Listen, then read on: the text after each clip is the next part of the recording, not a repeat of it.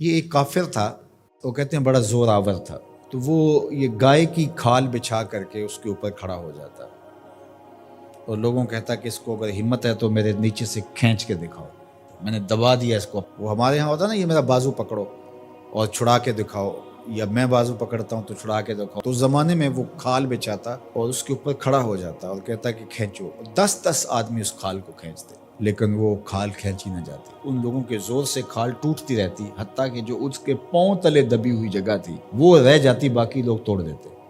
اتنا زور آور تھا۔ تو یہ اس کی کہانی ہے، لیکن یہ بتائی گئی ہے سب لوگوں کی، جس کو اقتدار ملے، زور ملے، زر ملے اور کوئی منصب مل جائے تو پھر کہتا ہے بس ہم چوما دیگرے نیست، ہمارے جیسا کوئی زمانے میں ہے ہی نہیں۔ اس نے کہا زمانے میں بندے دو ہی ہیں، ایک تو اور ایک میں۔ اس نے کہا اگر صحیح چھان نہ لگائیں تو میں ہی میں ہوں، تو بھی نہیں ہے۔ تو بندہ کہتا ہے میرے پر کسی کا بس نہیں چل سکتا۔ جب اقتدار پاس ہوتا ہے، جب دولت پاس ہوتی ہے، جب چھاتی میں زور ہوتا ہے، جب قبیلہ خاندان پشت پہ کھڑا ہوتا ہے، تو پھر انسان یہی کہتا ہے کہ نہیں نہیں، میرا کون مقابلہ کر۔ یہ ایک انسانی طبع ہے بھی کمزور، لیکن تھوڑی سی ہوا بدو، یہ کیسا غبارہ ہے، فوراً پھول بھی جاتا ہے۔ لیکن کوئی معمولی سی سوئی چبھ جائے تو ساری ہوا بھی نکل جاتی ہے، اور اگر تیزی سے کوئی چیز ہو تو پٹاخہ بھی لگتا ہے۔ تو یہ غبارہ پھول جاتا ہے تھوڑی سی ہوا سے، تکبر کی ہوا سے، دولت کی ہوا سے، اقتدار کے نشے میں یہ پھول کے کتنا بڑا ہو جاتا ہے۔ اَيَحْسَبُ أَن لَّن يَقْدِرَ عَلَيْهِ أَحَدٌ، کہتا ہے میں اتنا بڑا ہو گیا ہوں، میرے اندر اتنی ہوا ہے، میرے اوپر کسی کا بس کیسے چل سکتا ہے۔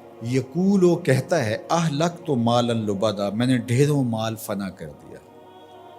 جب وہ مال نمائش میں خرچ کرتا ہے تو پھر اس کی تصویریں بھی جاری کرتا ہے، پھر لوگوں کو بتاتا بھی ہے، دیکھو میں نے یہ گھر کا گیٹ لگایا تو کس کے کتنے پیسے لگ گئے، شادی پہ میں نے اتنے کی آتش بازی کر دی۔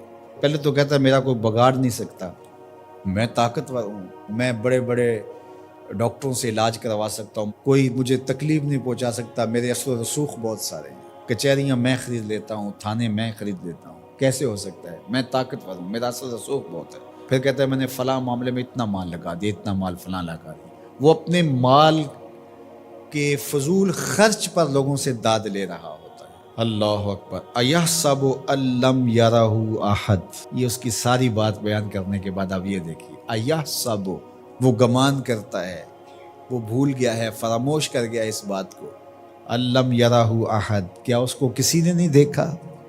یہ اللے تللے فضول خرچیاں، یہ مال کو یوں اڑانا اور نمائش کرنا، میں نے دیکھا ہے یہ مذہب والے لوگوں میں بھی ہے کہ آپ جامعہ کے لیے فنڈ مانگیں تو آپ کو نہیں دیں گے، اور ایک بے عمل ناتخواں ہوگا تو اس کے اوپر ایسے پیسے پھینک رہے ہوں گے، کیونکہ یہاں تو چپکے سے آپ نے داخل ہو کے پیسے دیے، رسید لی اور چلے گئے، لیکن وہاں تو ویڈیو بھی بن رہی ہے، تو وہاں پھر انسان ایسے اڑاتا ہے خوش دلی کے ساتھ۔ وہ خوش دلی روحانی تسکین کی نہیں ہوتی، وہ نفس کی تسکین ہوتی، حظ روح نہیں ہوتا، حظ نفس ہوتا ہے۔ اگر اسلام کی روح اور قرآن کا مطالعہ ہماری زندگی میں آ جائے اور قرآن جو بتاتا ہے وہ ہم سمجھ جائیں تو زندگی نور علی نور ہو جائے، ہم پھر اللہ کی مخلوق کے لیے نرم دل ہو جائیں۔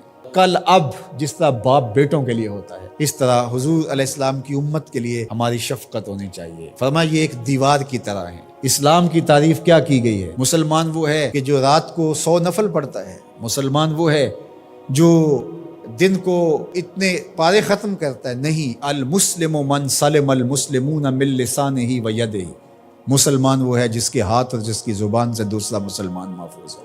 تو کیا ہمارے ہاتھ سے، ہماری زبان سے دوسرے مسلمان محفوظ ہیں؟ آج ہم دوسروں پر کیچڑ اچھالنا اپنی ذمہ داری سمجھتے ہیں۔ آج کا سوشل میڈیا بھرا ہوا ہے دوسروں کے عیوب کو اچھالنے کے لیے۔